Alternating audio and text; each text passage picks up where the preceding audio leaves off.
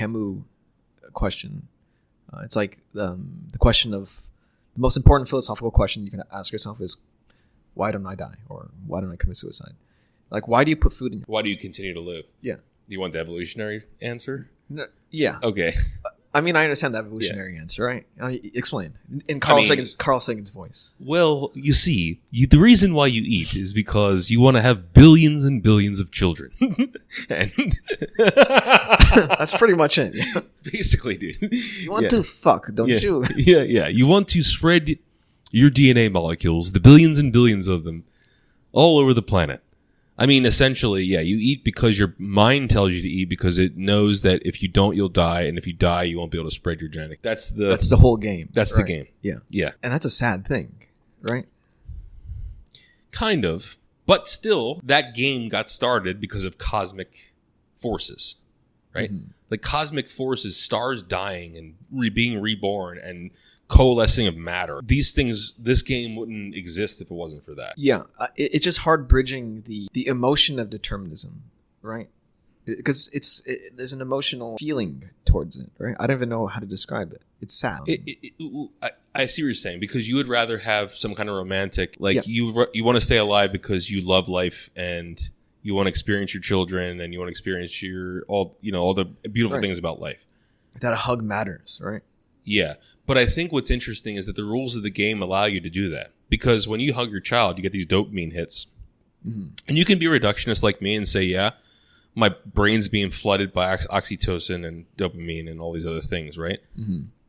But it doesn't change. I guess for me, the mind is complex enough where it blocks that stuff out. You have to actually think about that. Like when you're hugging your child, I assume you're not like breaking that down into the chemical processes. But you're also aware of it too. You're aware of it later, right?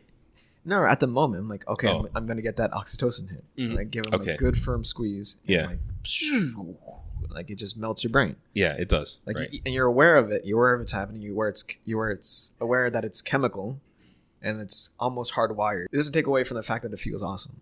So it's like an addiction. Right. Yeah, it is an addiction. Like an evolutionary addiction to feel this. Yeah, mammals have that feeling because we have to take care of our young, because our young is not like a friggin', like a lizard or an insect that could take care of itself. So you're ensuring that your genetic material survives, So, but, I can say that till I'm blue in the face, but it doesn't change the fact that you love your child, right? So it's like, I see your point. It could be very lonely and sad. But the fact that we can say that, though, is very important. The fact that we acknowledge that the reductionist view of life and love, the fact that makes us feel kind of a little empty, doesn't that say something about us? That we can acknowledge that?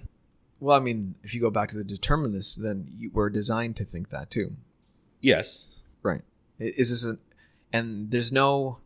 It's a byproduct. I think that's a byproduct. Yes, I believe I agree. Yes. Negative thought and all that is paired with human ingenuity and creativity, right, and whatnot. Like it's all part of it. Like you being I don't know any. I mean, I'm pretty sure animals get depressed all the time, but like lower animals, I don't think feel depression. No, an ant doesn't go, oh fuck, I don't want to I don't want to cut leaves anymore. Correct. Yeah, and just goes off doing a Camus. Like, why don't I just kill myself? I hate the fact that I look exactly like all of my sisters. You know what I mean? I wonder if they can discern. Chemically, maybe there's some variation, but they're so genetically like close to each other. I don't know. It'd be interesting. Makes me wonder if they actually do have a hive mind. They don't have individuality at all. I wonder what that feels like. Being able to feel the thoughts or movements of other individuals as your own. Effectively moving by the pheromones that are the ratio of pheromones right around you. Right. Yeah. But wait, I'm going to hit upon something. So the part that we said we kind of agreed that it's a byproduct. Evolution could have been way more efficient and created just robots, right? It will. Well, I mean, we could have been way more simplistic than we are and still achieved. Oh, absolutely. You don't think so? I think science when is paired with insanity and like depression. Wait, say that one more time? I think science and ingenuity and creativity is highly paired with insanity. Yeah. Yeah. Why is that? Because you make fucking leaps between neurons that shouldn't be there. And it's just like, oh shit, I could fucking I could twist this piece of wood to make fire. So you're equating intelligence with aberrations in the mind.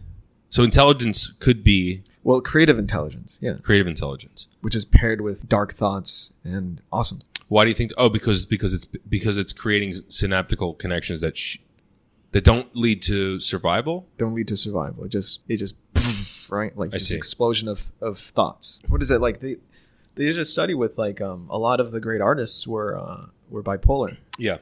And schizophrenia is Van Gogh was like really fucked. Yeah. Even mathematicians had a manic moments and depressed moments. It's like it's very common for the great minds to be coupled with mental health issues. I never thought of it the way you put it though. I always equated it to more like intelligence leads to a higher chance of removing that blissful ignorance. I never thought of it as a structural thing, a structural correlation. I've always thought of it as the more you understand, the more you know, the more you realize how dark the world is, and that's why. But I think what you're hitting on something interesting is that the structural variation, the plasticity, the neuroplasticity that causes creative thoughts also leads to really dark thoughts. Yeah, I think it's becomes this kind of spiral of thoughts, right? Like I feel like a healthy mind. I would say healthy. I feel like a mind that You're saying an ignorant mind. You're saying a very a mind that won't kill itself. Okay. A mind that won't kill itself is a mind that is very much like feed forward. It won't do high reflection. It'll just keep on doing its thing, right? Like an ant keeps on doing its thing. It has a job. The network is doing its job. It survives. It fucks. The progeny goes on. Most ants don't fuck, actually. Well, that's a very important thing. Don't they all have sex with one queen? So all of the workers are female. Okay. They don't get to have sex at all. The males are a very small portion of the population. They don't work do. at all. Hmm? They don't work at all. They don't do anything, basically. They're also haploid, which is really weird. They only have half the genetic material. So they're like 1N instead of 2N. They only have one set of each chromosome. And there's very, very few of them, and actually they disperse and they mate with other queens. So you'll have that's how you have gene flow in those populations. But that's most ants. I don't know if that's all ants, but it's really interesting. So since you have a pairing you have a diploid queen, you have a haploid male. The sisters are actually 75% related instead of 50%. They share 75% of their genetic material. So they're like closer to clones. Clones, right? Yeah.